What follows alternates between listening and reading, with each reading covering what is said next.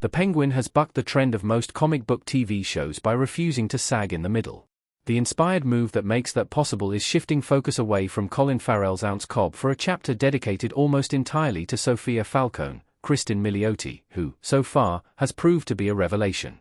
If you weren't convinced of that already, this episode will be the clincher. It is easily one of the most impressive episodes of DC TV I've ever seen. Episode 4 takes a detour away from OZ's attempts to consolidate his rising power and refuses to build on the shocking confrontation of Ounce by Nadia Maroney, Shora Hagdashlu. Instead, we head into Sofia's past and the Hangman crimes with an extended flashback that reintroduces Carmine Falcone, opens the doors of Arkham, and offers a brutal, sublime 60 minutes of premium TV. If, somehow, any DC fan isn't completely invested in the Penguin, or, heaven forbid, hasn't got on board with it at all, this is the episode to tell them about. This is the reward for investing in the show's slow-burning storytelling. This is the evidence that Kristen Milioti's Sofia might well be one of the greatest additions to Batman screen lore ever.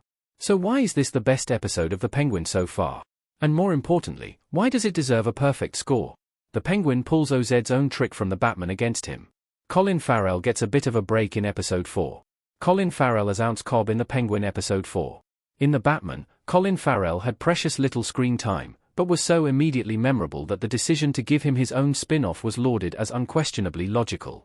Why wouldn't we want to see more of that transformative, darkly charming performance, after all?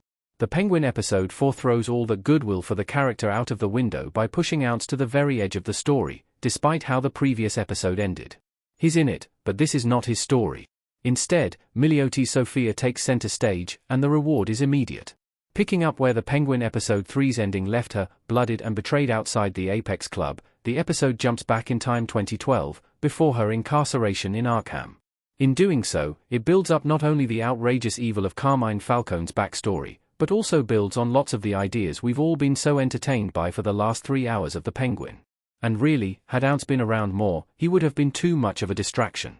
The episode makes a conscious statement about Sofia reclaiming her own story, after the show has drip-fed vague details and allowed the specter of Sofia's reputation to guide audience perception. This isn't so much a rug pull as an artful connection of dots, and it's hard not to shower the whole thing with superlatives.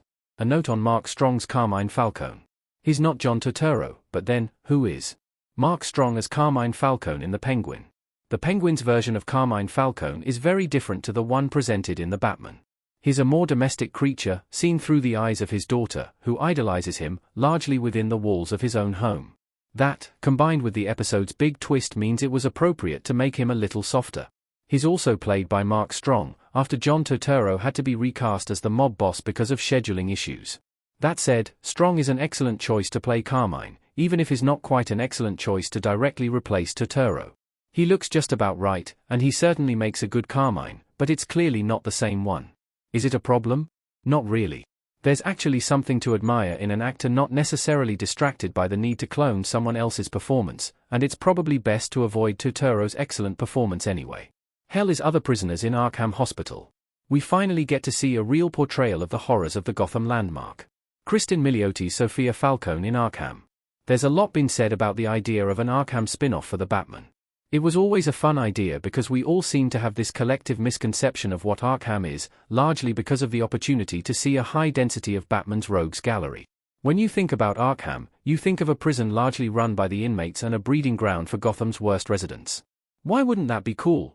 The Penguin doubles down on Matt Reeves' stark realism by making Arkham a deeply troubling place. Just as the city is poisoned by corruption, Arkham is a hell of abuse where Carmine's influence trumps all pretense of treatment. Arkham Hospital, for Sofia, is an insulting name because it effectively turns her into what she's accused of, and the Penguin episode 4 does an excellent job of showing both sides of her origin, trigger and rebirth. The new additions to the Penguin's cast for the Arkham scenes are all excellent. T. Ryder Smith plays the despicable Arkham head psychiatrist Dr. Ventress, and while he's not in it a great deal, he offers enough to really sell what he represents. Then there's the Harley Quinn-like Magpie, an oddball new version of the DC character, played by Marie Bota, who is the Penguin's answer to multiple MIGs from The Silence of the Lambs. The real standout is Sid Skidmore's Abby, the Arkham inmate who plays a key part in Sofia's awakening, let's say. Skidmore is very much a newcomer, with few roles to her name, but is incredible as Abby, equal parts terrifying and haunting. Her physical performance is jarring, no doubt thanks to Skidmore's clowning training, and there's an otherworldly feel to her compared to Sofia that fits exactly with how the episode plays with reality. I can't get the performance out of my head, and she's on screen for a matter of minutes.